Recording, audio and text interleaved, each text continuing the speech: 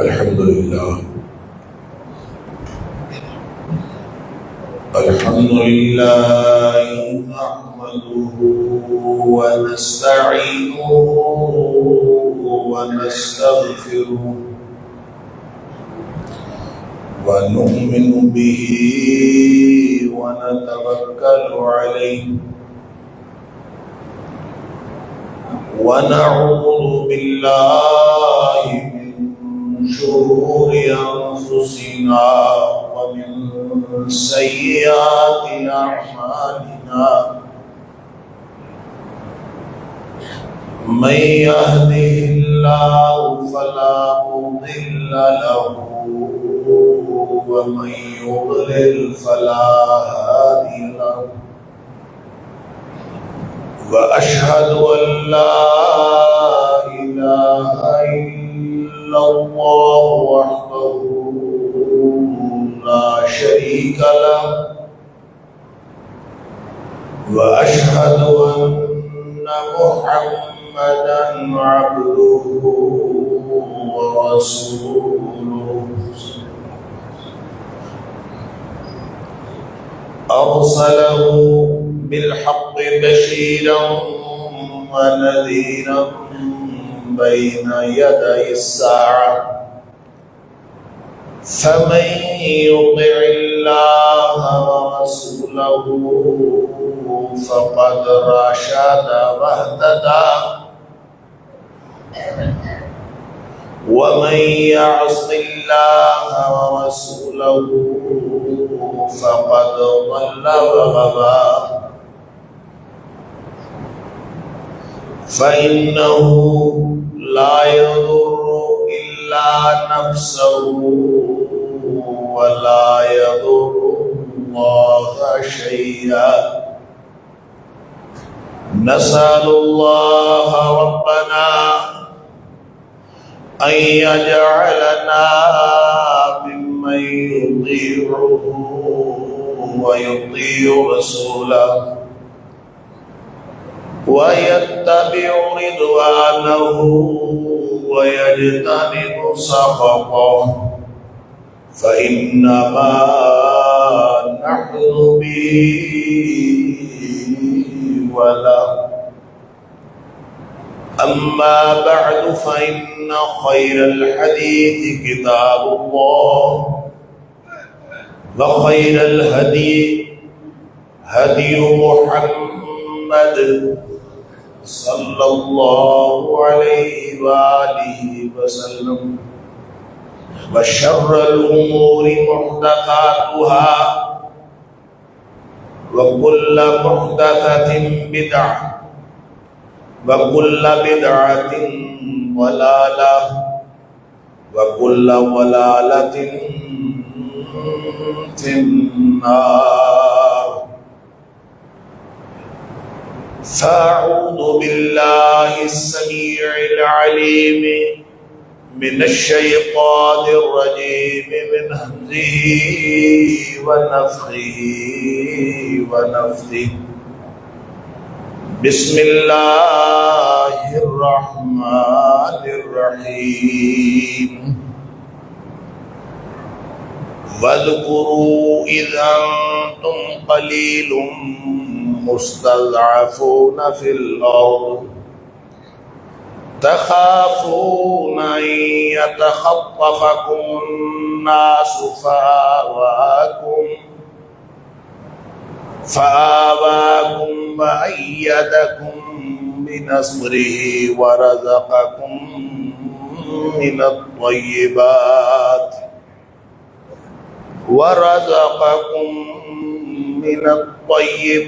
لعلكم تشكرون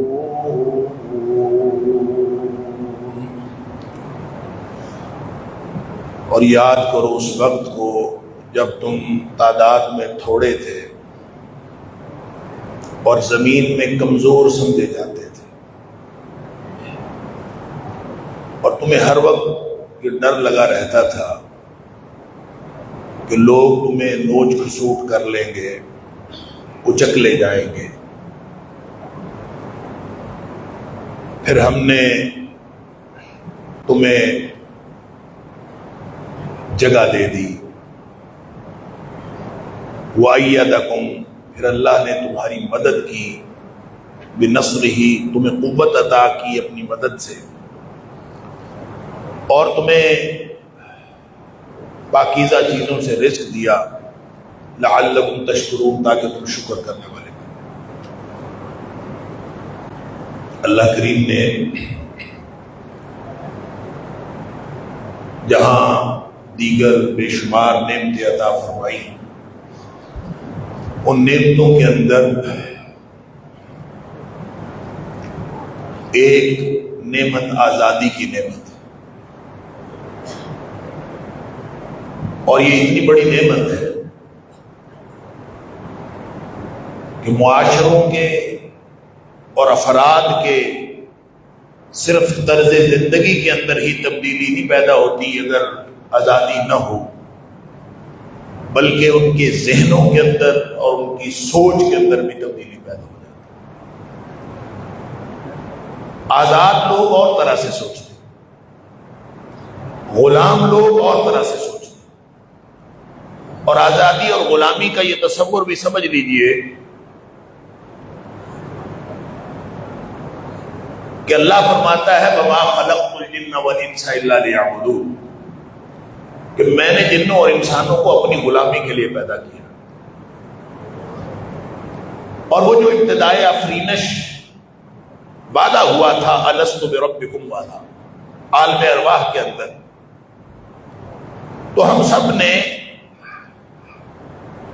بیک زبان ہو کے کہا تھا سورہ اعراف کے مطابق، قالوا بلا، اللہ تو ہی ہمارا رب ہے. لیکن یہ کب کہا تھا، کیسے کہا تھا، یہ ہماری یادداشت سے محو کر دیا گیا، لیکن ہماری فطرت کے اندر رکھ دیا گیا. ہر انسان کی فطرت میں عبدیت رب موجود ہے، رب کی غلامی، رب کی بندگی ہر شخص کی فطرت کے اندر موجود ہے. اگر تو وہ رب العالمین کی بندگی کرے گا تو وہ دنیا کی ساری غلامیوں سے آزاد ہوگا، اور اگر وہ رب العالمین کو چھوڑ کر مخلوق میں سے کوئی رب بنا لے گا، کسی بڑے کو، کسی فرعون کو، کسی جابر کو، کسی ملک کو، کسی نظریے کو، پیسے کو، جائیداد کو، مال کو، کسی بھی چیز کو وہ اپنا رب بنا لے گا، اللہ کو چھوڑ کر، رب العالمین کو چھوڑ کر، تو رہے گا یہ غلام. لیکن پھر یہ اللہ کا غلام نہیں ہوگا، یہ مخلوق کا غلام ہے. تو ہے یہ فطرتاً عبد، لیکن عبدیت رب العالمین کے لیے عبد ہے. اگر دنیا والوں کے سامنے جھکتا رہا اور دنیا والوں کے زیر اثر رہا، دنیا والوں کے زیر نگی رہا، جو مومن ہوتا ہے، جو مسلمان ہوتا ہے، وہ اپنے امیر کی اطاعت بھی، اپنے والد کی اطاعت بھی، اپنے خلیفۃ المسلمین کی اطاعت بھی، وہ صرف اس لیے کرتا ہے کہ اللہ کا حکم ہے کہ اس کی اطاعت کرے. وہ اللہ کی رضا کے لیے اطاعت کرتا ہے. لہذا اگر کبھی امیر، چاہے وہ مسلمانوں کا امیر ہو، چاہے وہ مسلمانوں کا خلیفہ ہو، چاہے وہ مسلمانوں کا حکمران ہو، اگر وہ حکم ایسا دے جس میں اللہ اور اس کے رسول صلی اللہ علیہ وسلم کی نافرمانی کی بات ہو، تو وہ حکم ماننا، نہ صرف یہ کہ حکم ماننا درست نہیں بلکہ حکم نہ ماننا ضروری ہے. لا طاعت لمخلوق فی معصیت الخالق، جس بات میں اللہ کی نافرمانی ہو رہی ہو، مخلوق میں سے کسی کی فرم برداری نہیں کرنی. وہ چاہے والدین ہو، چاہے استاد ہو، چاہے امیر ہو، چاہے گورنر ہو، چاہے حکمران ہو، چاہے کوئی ہو، جہاں اللہ اور اس کے رسول صلی اللہ علیہ وسلم کی نافرمانی ہو رہی ہو تو کسی کی بات نہیں. لہذا عبدیت رب العالمین اصل مقصود ہے. اور اگر یہ عبد ہے رب العالمین کا تو اصل آزاد شخص وہ ہے جو رب العالمین کا غلام ہے اور مخلوق میں سے کسی کا غلام نہیں. وہ آزاد شخص.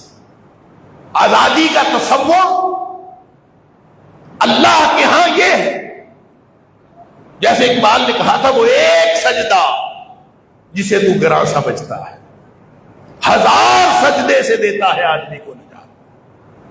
یعنی جگہ جگہ جھکنے سے بہتر ہے ایک اللہ کے سامنے انسان جھک جائے۔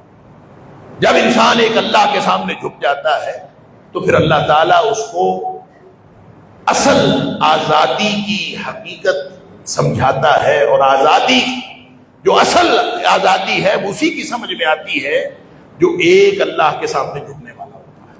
اللہ اکبر۔ اسی وجہ سے نبی اکرم صلی اللہ علیہ وسلم دعا فرمایا کرتے تھے، ان کی آپ کی دعاؤں میں سے ایک دعا ہے کہ اللہم انی اعوذ بک من غلبۃ الدین وقہر الرجال۔ اللہ میں تیری پناہ میں آتا ہوں قرض کے غلبے سے، کہ بہت زیادہ قرض نہ ہو میں اس کے نیچے دب جاؤں، اس لیے کہ جب قرض کا غلبہ ہوتا ہے تو پھر آدمی گویا غلام ہی تو بن جاتا ہے، جس کا مقروض ہوتا ہے اس کا غلام بن جاتا ہے۔ اللہ میں قرض کے غلبے سے، قرض کی بہتات سے میں تجھ سے تیری پناہ میں آتا ہوں، وقہر الرجال، اور اللہ لوگوں کی زبردستی سے، لوگوں کے قہر سے، لوگوں کے جبر سے اللہ میں تیری پناہ میں، یعنی ہمارے اوپر کوئی جبر کرنے والا نہ ہو، ہمارے اوپر کوئی زبردست آدمی نہ ہو، ہمارے اوپر ہو تو اللہ کو ماننے والا ہو، ہمارے اوپر ہو تو کوئی صاحب ایمان آدمی ہو۔ اور پھر وہ جو دوسری دعا میں نبی اکرم صلی اللہ علیہ وسلم فرمایا کرتے تھے کہ اللہ ہمیں ایسے حکمران کے نیچے نہ کرنا، من لا یرحمنا اللہم لا تسلط علینا من لا یرحمنا ولا یخاف فینا۔ اللہ کبھی ہمارے اوپر ایسا حکمران نہ بنا جو ہمارے اوپر رحم نہ کرتا ہو، اور وہ ولا یخاف فینا، اور ہمارے معاملے میں تجھ سے ڈرتا نہ ہو، یعنی اس کے دل میں اللہ کا خوف نہ ہو۔ تو ظاہر ہے جس حکمران کے دل میں اللہ کا خوف نہ ہو تو وہ پھر عوام الناس کے اوپر تو قہر بن کے نازل ہوگا۔ تو نبی پاک صلی اللہ علیہ وسلم کی یہ جو دعائیں ہیں یہ ہمیں بتاتی ہیں کہ نبی کریم صلی اللہ علیہ وسلم آزاد ماحول کو اور لوگوں کے قہر سے، لوگوں کی زبردستی سے، لوگوں کی حکومتوں سے آزادی کو کس قدر نبی پاک صلی اللہ علیہ وسلم نے بڑی آزادی سمجھتے ہیں۔ اور وہ اقبال نے کہا تھا، بھروسہ کر نہیں سکتے غلاموں کی بصیرت پر۔ شعور بدل جاتا، حالات بدلتے ہیں، ذہنی کیفیات بدل جاتی۔ غلام سوچ ہی نہیں سکتا جس طرح آزاد کو سوچنا چاہیے، غلام سوچ ہی نہیں سکتا۔ اللہ، یہ آپ نے سوشل میڈیا کے اوپر ایسی ویڈیوز دیکھی ہوں گی کہ گھوڑے کو چونکہ روزانہ ایک رسی سے باندھا جاتا ہے، ایک خاص قسم کی رسی سے اس کی چابک بھی باندھی جاتی ہے، پھر اس کو باندھ کے پھر پکڑ کے آگے سے وہ چل پڑتے ہیں۔ تو ایسی ویڈیوز موجود ہیں کہ وہ کوئی رسی نہیں باندھتے، وہ کوئی چابک نہیں ڈالتے گھوڑے کو، کچھ بھی نہیں کرتے، ایسے بس ہاتھوں کو کر کے جیسے چابک باندھ رہے ہیں، ایک اشارہ کر کے اور پھر اشارہ کر کے جیسے آگے سے رسی پکڑ لی ہے تو وہ چل پڑتا ہے اور گھوڑا اس کے پیچھے پیچھے چلتا ہے، حالانکہ کوئی رسی نہیں بندھی، کوئی چابک نہیں ڈالی ہو، کچھ بھی نہیں ہوتا۔ لیکن چونکہ گھوڑے کو عادت پڑ گئی ہے مالک کی غلامی کی، لہذا رسی بندھی ہو چاہے نہ بندھی ہو، اس کے ذہن پر سوار ہے کہ میں نے رسی مجھے باندھی جاتی ہے، میں اس کے پیچھے پیچھے چلتا ہوں۔ اللہ پر اس لیے اقبال نے کہا تھا، بھروسہ کر نہیں سکتے غلاموں کی بصیرت پر کہ دنیا میں فقط مردان حر کی آنکھ ہے بینا۔ جو آزاد ہوتے ہیں وہی دیکھ سکتے ہیں، جو آزاد ہوتے ہیں وہی سوچ سکتے ہیں، اور جو آزاد نہیں ہوتا اللہ وہ کبھی سوچ بھی نہیں سکتا۔ اور جو اپنے ذہن سے سوچے گا وہ تو بولے. کسی شاعر کا شعر مجھے یاد ہے, جو اپنے ذہن سے سوچے گا وہ تو بولے گا. کوئی خرید کے لاؤ کہ بے زبان ٹھہرے. جو خریدا ہوا ہوگا وہ بے زبان ہوگا, اس کی زبان بند ہوگی, وہ غلام ہوگا, وہ مالک کا ماتحت ہوگا, وہ مالک کے جبر کے نیچے ہوگا. اور جو آزاد ہوگا وہ تو بولے گا. جس نے اپنے ذہن سے سوچنا ہے وہ تو بولے گا. اللہ. تو اسی لیے اقبال نے کہا تھا کہ غلامی میں ناکام آتی ہے تدبیریں نہ شمشیر ہے. غلام آدمی چاہے جتنا مرضی اسلحہ اکٹھا کر لے, جب ذہنی غلام ہے تو کوئی فائدہ نہیں. جو ہو ذوق یقین پیدا تو کٹ جاتی ہے زنجیریں. جب انسان اس یقین کے ساتھ لگے کہ اللہ کے علاوہ میں کسی کا غلام نہیں, ایک اللہ کی غلامی, باقی ساری کائنات کی آزادی, باقی ساری کائنات سے آزادی. اسلام میں آزادی کا تصور ہے ہی یہ کہ انسان اللہ کی غلامی میں آ جائے. کیونکہ یہ عبد ہے نا, یہ اگر اللہ کا غلام نہیں ہوگا نا, اللہ کی غلامی میں سے اگر نکل جائے گا, اگر رب العالمین کی غلامی نہیں کرے گا تو فطرتاً عبد ہے. اس کی فطرت میں عبدیت رب ہے.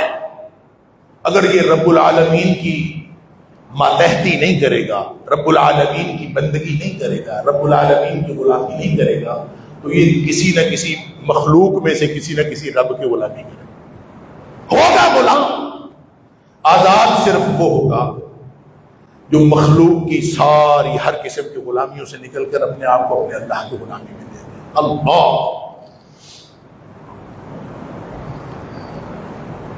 اور کسی شاید اقبال کا ہی شعر ہے, شکوہ سنجے سختی آئی مشو اد حدود مصطفیٰ بیرو. آئین کی سختی کا شکوہ نہ کر اور محمد کریم صلی اللہ علیہ وسلم کی لگائی ہوئی حدود سے باہر نکلنے کی کوشش نہ کر, کیونکہ یہی تو وہ حدود ہے جو ہمیں آزادی عطا کرتی. نبی پاک صلی اللہ علیہ وسلم کی لگائی ہوئی حدود میں رہنا یہی آزادی عطا کرتا. اللہ. لہذا وطن کے ساتھ محبت, جنم بھومی جس کو کہتے ہیں جنم بھومی, اپنے اس وطن کے ساتھ محبت کرنا جہاں آپ کی پیدائش ہوئی ہے, یہ اللہ تعالیٰ نے قدرتی رکھی.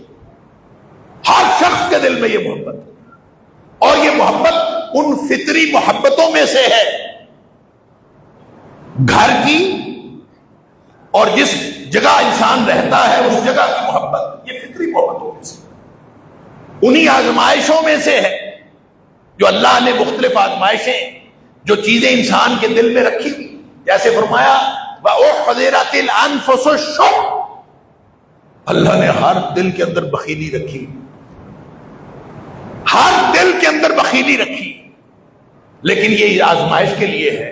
کامیاب وہ ہوگا وَمَن یُوقَ شُحَّ نَفْسِهِ فَأُولَٰئِکَ هُمُ الْمُفْلِحُونَ, جو اپنے نفس کی بخیلی سے بچ جائے گا وہ کامیاب ہوگا. اسی طرح اللہ نے یہ جو محبت رکھی ہے, اللہ, وطن کی محبت ہر شخص کو, جس جگہ کوئی شخص پیدا ہوا ہے وہ ساری زندگی وہاں نہ جا سکے, یہ ایک الگ معاملہ ہے, لیکن اس کی محبت ضرور اس کے دل میں. نبی پاک صلی اللہ علیہ وسلم جب آپ ہجرت کر کے تشریف لے جا رہے ہیں مدینہ منورہ,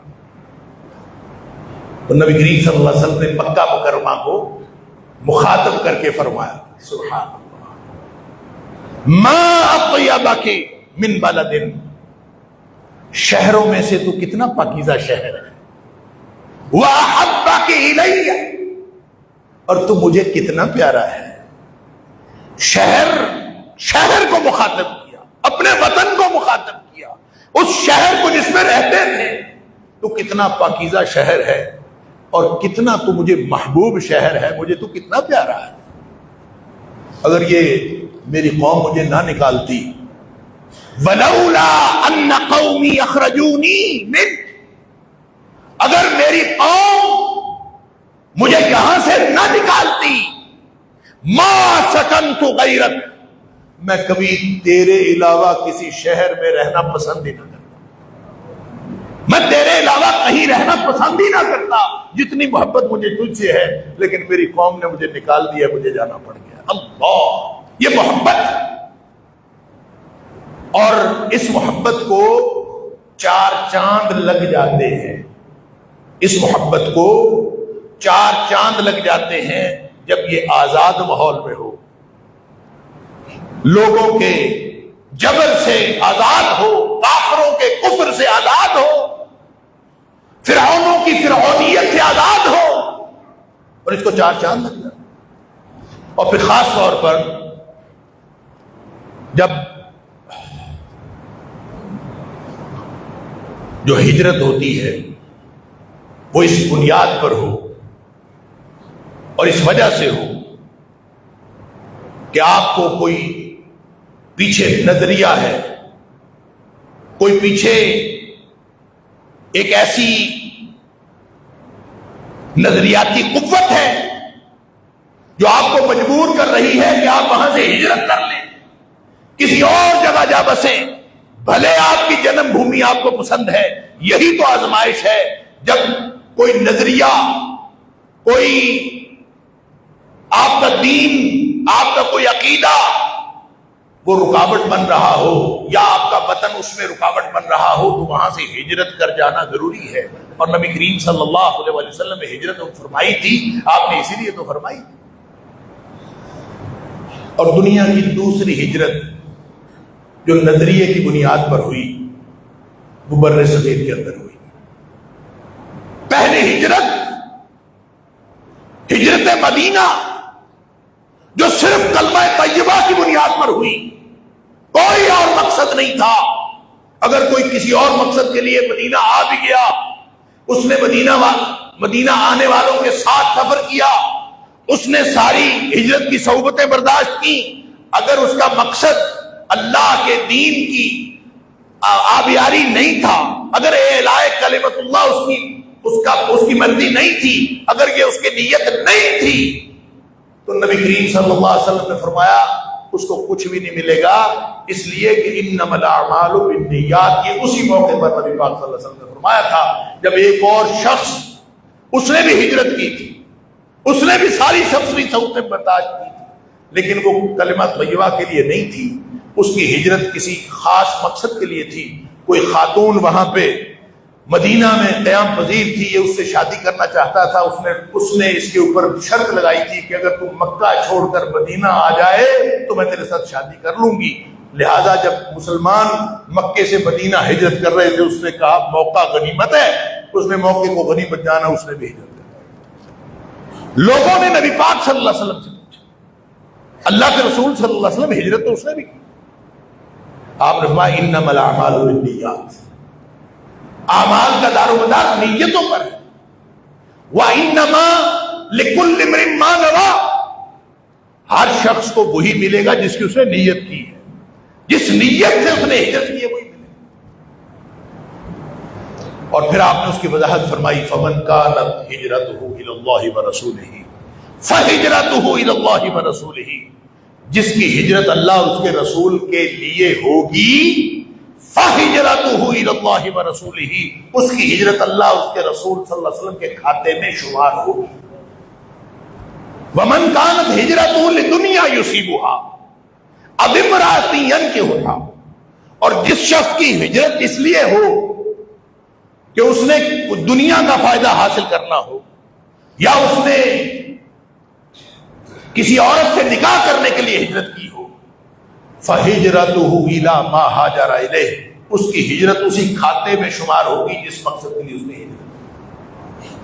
اور وہ ہجرت جو اللہ کے لیے کی ہو، جو کلمہ طیبہ کے لیے کی ہو، ظاہر ہے اپنا وطن چھوڑنا کتنا مشکل کام ہے، جس کے ساتھ محبت بھی ہوتی ہے، جنم بھومی کے ساتھ خاص طور پر، اور وطن چھوڑنا کتنا مشکل ہے، لیکن اگر کوئی شخص اللہ اور اس کے رسول صلی اللہ علیہ وسلم کے لیے، کلمہ طیبہ کے لیے کہہ لیجئے، کیونکہ ہم اس کو بہت زیادہ جانتے ہیں کہ پاکستان کا مطلب کیا، لا الہ الا اللہ، ہم اس کو بہت اچھی طرح جانتے ہیں۔ لہذا اس لیے میں بار بار کہہ رہا ہوں کہ اس نے کلمہ طیبہ کے لیے ہجرت کی ہو، اللہ، تو اس ہجرت کا فائدہ پتہ کتنا ہے؟ اس کے الگ فائدے، یہ جو آیت میں نے آپ کے سامنے تلاوت کی ہے اس میں بھی اللہ کریم نے ہجرت کے فائدے بتائے، اس کے جو یہاں فائدے بیان ہوئے وہ تو ہیں۔ اللہ کے رسول صلی اللہ علیہ وسلم نے فرمایا الہجرۃ تہدم ما کان قبلھا، جس نے اللہ اور اس کے رسول صلی اللہ علیہ وسلم کے لیے ہجرت کی ہے، اللہ کے دین کے لیے ہجرت کی ہے، یا کہہ لیجئے کلمہ طیبہ کے لیے ہجرت کی ہے، اس نظریے کے لیے ہجرت کی ہے، تو فرمایا جس نے ہجرت کی ہے وہ جس طرح کا بھی ہے، اگر اس کی ہجرت اللہ اور اس کے رسول صلی اللہ علیہ وسلم، فرمایا اس ہجرت کا اللہ کے نزدیک اتنا مقام ہے، اس کی فضیلت اتنی ہے کہ اس سے پہلے اس نے جتنے گناہ کیے ہیں وہ سارے کے سارے معاف ہو جاتے۔ الہجرۃ تہدم ما کان قبلھا، اس سے پہلے جتنے گناہ ہوئے ہوتے ہیں سارے معاف ہو جاتے۔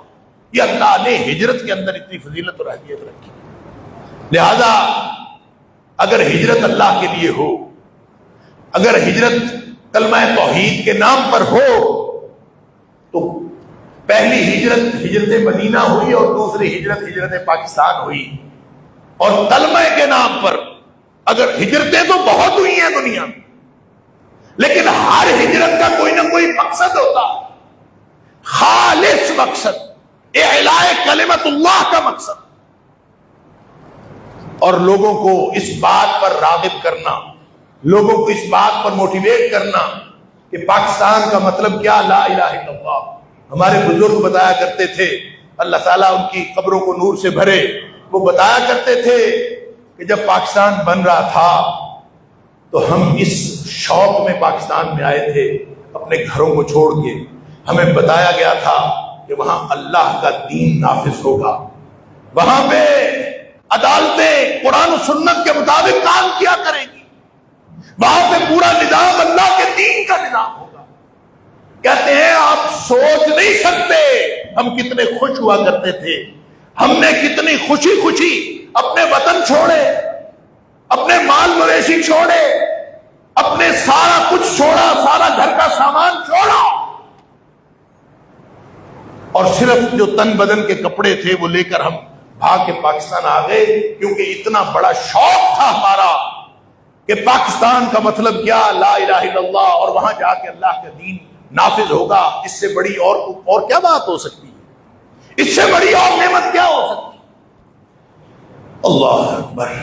اس لیے ہم پاکستان آئے تھے، اور پاکستان آ کے جیسے اللہ کریم نے یہ جو سورہ انفال کی آیت میں نے 26 نمبر آیت آپ کے سامنے پڑھی، اس میں اللہ کریم نے ہجرت مدینہ کا ذکر کیا، وہی ایک حالات وہی پاکستان کے بھی ہیں۔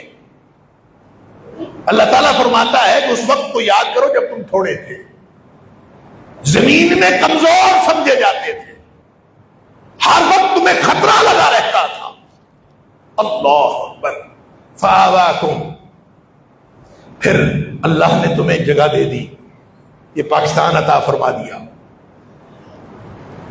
یہ میں نے عرض کیا، یہ ہجرت مدینہ کے ضمن میں یہ آیت نازل ہوئی کہ اللہ نے جگہ دے دی۔ اس وقت کے اعتبار سے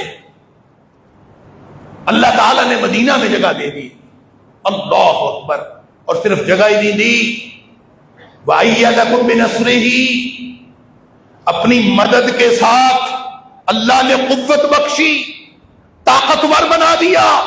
آج تمہیں ایٹم بم دے دیا، تمہیں ایٹمی قوت بنا دیا، تمہاری فضائیہ مضبوط بنا لی، تمہاری سرحدیں مضبوط بنا لی، تمہیں معاشی طور پر مضبوط بنا دیا، تمہیں ایسی ایسی نعمتیں عطا فرمائیں جو تمہیں وہاں میسر نہیں تھی، یہ اس لیے عطا فرمائیں وَرَزَقَكُم مِّنَ الطَّيِّبَاتِ لَعَلَّكُمْ تَشْكُرُونَ، یہ سب کچھ اس لیے تھا تاکہ تم شکر کرنے والے۔ پھر ہم نے شکر کیا، اللہ، کیا ہم نے شکر کیا؟ یہ جو ہمیں عطا ہوا تھا ملک، یہ اس لیے نہیں عطا ہوا تھا کہ یہاں آ آگے بھی پھر ہم انگریز کی غلامی جاری رکھیں. اس لیے نہیں عطا ہوا تھا کہ انگریز کو چھوڑ کر ہم امریکہ کو غلام بنا اپنا مالک آقا بنا دیں. ہم اپنے ایک غلامی سے نکل کر دوسری غلامی میں چلے گا، دوسری غلامی سے تیسری غلامی میں چلے گا. یہ اس لیے عطا نہیں ہوا تھا، یہ عطا ہوا تھا کہ ہم سب اللہ کی بندگی میں آ جائے تاکہ دنیا سب سے آزاد ہے. وہ جو آزادی کا تصور، یہ اس لیے عطا ہوا تھا.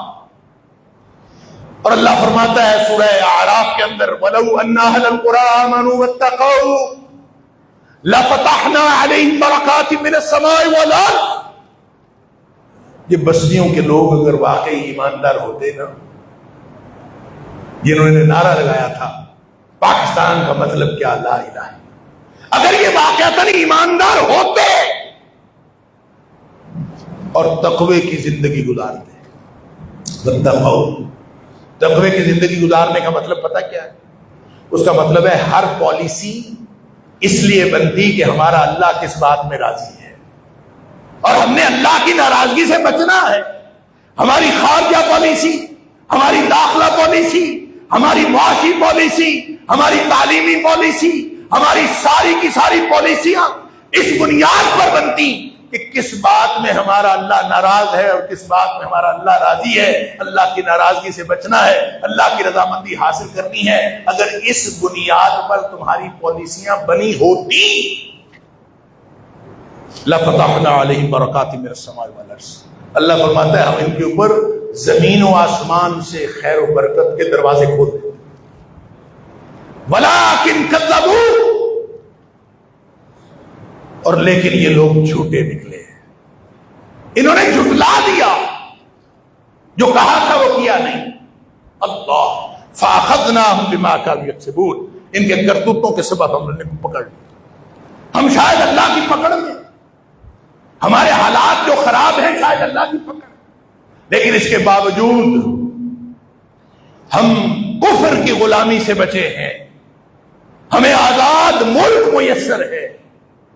یہ اللہ کی اتنی بڑی نعمت ہے کہ شاید اس کے مقابلے میں دنیا میں کوئی اور بڑی نعمت نہیں. اللہ اکبر.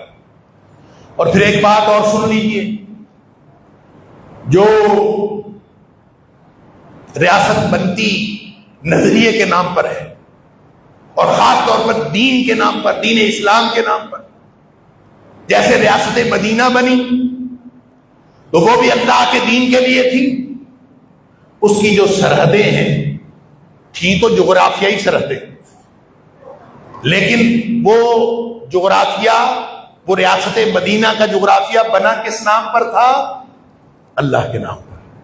اس لیے اس کی اہمیت اتنی تھی کہ نبی کریم صلی اللہ علیہ وسلم نے فرمایا کہ اگر کوئی شخص ان سرحدوں کی حفاظت کر رہا ہو نا اور راتوں کو جاگ رہا ہو، اللہ اکبر، اس آنکھ پہ جہنم کی آگ حرام ہے جو اس سرحد کی حفاظت کرتا ہوا راتوں کو جاگ رہا ہے.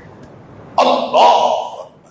اس لیے کہ وہ صرف جغرافیے کی حفاظت نہیں ہے، وہ اس نظریے کی حفاظت بھی ہے جس نظریے کے نام پر وہ ریاست بنی تھی. آج پاکستان کے بارے میں بھی جس نظریے کی بنیاد پر یہ بنا تھا، ہے تو یہ جغرافیہ، ہے تو اس کی جغرافیائی سرحدیں. ان جغرافیائی سرحدوں کی اگر کوئی حفاظت کرے، چونکہ یہ نظریے کی بنیاد پر بنا تھا. آج بھی پاکستان کے آئین کے اندر لکھا ہے کہ اس ملک میں کتاب و سنت کے خلاف کوئی قانون نہیں بن سکتا. ہمارا آئین بول بول کے کہتا ہے کہ یہ ایک اسلامی ملک ہے، یہ نظریے کے نام پر بنا تھا، یہ اسلامی جمہوریہ پاکستان ہے. یہ پاکستان کا مطلب کیا؟ لا الہ الا اللہ کی بنیاد پر بنا تھا. آج بھی یہ کہتا ہے تو اس کا مطلب کیا ہے؟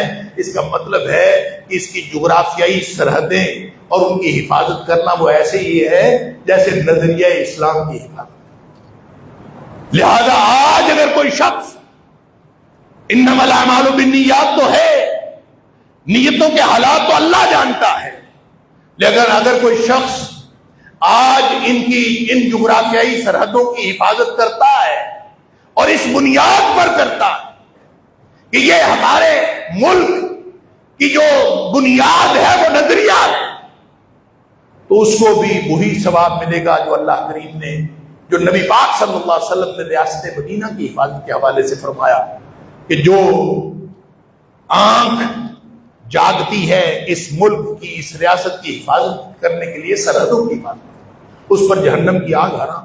اللہ، کیونکہ یہ ملک نعمت ہے، اس کی حفاظت بھی اسی نعمت کے اندر اپنا کردار ادا کرنا ہے۔ اگر نیک نیتی کے ساتھ، اگر اس کلمہ طیبہ کی اعلاء کے لیے، اس کلمہ طیبہ کی بلندی کے لیے، اعلاء کلمت اللہ کے لیے اگر یہ سب کچھ ہو رہا ہے، تو یقیناً آج اس کی حفاظت کرنے والے بھی اسی اجر کے مستحق ہیں۔ لہذا نعمت جب ملتی ہے تو نبی پاک صلی اللہ علیہ وسلم نعمت ملنے پر شکر ادا کیا کرتے ہیں، سجدہ شکر ادا کیا کرتے ہیں۔ آپ محض سجدہ کر لیں، یہ سجدہ شکر ہے۔ آپ نماز پڑھ لیں، دو نفل ادا کر لیں، یہ سجدہ شکر ہے۔ نبی پاک صلی اللہ علیہ وسلم مکہ مکرمہ تشریف لائے، مکہ فتح ہو گیا، اس سے پہلے آپ چاشت کی 2 رکعتیں پڑھتے تھے۔ جس دن مکہ فتح ہوا، نبی پاک صلی اللہ علیہ وسلم نے غسل فرمایا، آپ نے چاشت کی نماز پڑھی، ضحیٰ کی نماز پڑھی، آپ نے 8 رکعت پڑھی۔ لہذا جب آپ کو کوئی فتح ملے، جب کوئی نعمت ملے، آپ اللہ کے سامنے سجدہ ریز ہو جائیں، یہ نعمت کا تقاضا ہے۔ لیکن ہم اس نعمت کا ہر 14 اگست کو خوشی مناتے ہیں، کس سے؟ بینڈ باجوں سے، ثقافتی شو ہوتے ہیں، ملکی لیول پر شو ہوتے ہیں، صوبائی لیول پر شو ہوتے ہیں، اور کیا ہوتا ہے؟ خوشی منائی جا رہی ہے۔ سن لیجئے، سلسلہ حدیث صحیحہ کی حدیث ہے، بس میں عرض کر کے اپنی بات مکمل کر رہا ہوں۔ نبی کریم صلی اللہ علیہ وسلم فرمایا، صوتان ملعونان فی الدنیا والآخرہ، 2 آوازیں ایسی ہیں جو دنیا میں بھی لعنت زدہ ہیں، آخرت میں بھی لعنت زدہ ہیں۔ ان پر دنیا میں بھی لعنت پڑتی، آخرت میں بھی لعنت پڑے گی۔ اللہ، وہ کون سی 2 آوازیں ہیں؟ فرمایا، صوت مزمار عند نعمت، جب کوئی نعمت ملے تو لوگ باجے گاجے بجانا شروع کر دیں، لوگ موسیقی کے شور شروع کر دیں، وہ آلات موسیقی سے لطف اندوز ہو کر وہ خوشی منانا شروع کر دیں۔ صوت مزمار عند نعمت، جب کوئی خوشی اور اللہ کی طرف سے نعمت ملے، اس موقع پر جو شخص اس طرح کے باجے گاجے کا اہتمام کرتا ہے، یہ آواز لعنت زدہ ہے دنیا میں بھی اور آخرت میں۔ اور دوسری آواز نبی پاک صلی اللہ علیہ وسلم فرمایا، صوت رنت عند مصیبت، جب کسی کو کوئی مصیبت پہنچے، کوئی غم کی گھڑی پہنچے، وہ جو نوحہ کرتا ہے، وہ جو ماتم کرتا ہے، اور وہ جو آواز نکالتا ہے، وہ آواز بھی لعنت زدہ ہے دنیا میں بھی اور آخرت میں۔ لہذا مصیبت پہنچے مومن کو تو بھی وہ صبر کرتا ہے، اللہ کو یاد کرتا ہے، نعمت ملے تو وہ شکر کرتا ہے، اللہ کو یاد کرتا ہے۔ یہی مومن کا کردار ہے۔ لہذا ہمیں بھی شکر کرنا چاہیے کہ اللہ نے ہمیں یہ آزادی کی نعمت عطا فرمائی، اللہ ہمیں اس آزادی کی نعمت سے کما حقہ مستفید ہونے کی توفیق عطا فرمائے۔ اللہ ہمارے حکمرانوں کو بھی ہدایت نصیب فرمائے، اللہ ہمیں بھی ہدایت نصیب فرمائے، تاکہ ہم جس مقصد کے لیے یہ ملک لیا تھا، اسی مقصد کے لیے ہم اس کو یہاں اللہ کے دین کا نفاذ کر کے ان ساری برکتوں سے مستفید ہو سکیں جو اللہ کے دین کے نفاذ کی برکتیں ہیں۔ وآخر دعوانا الحمدللہ۔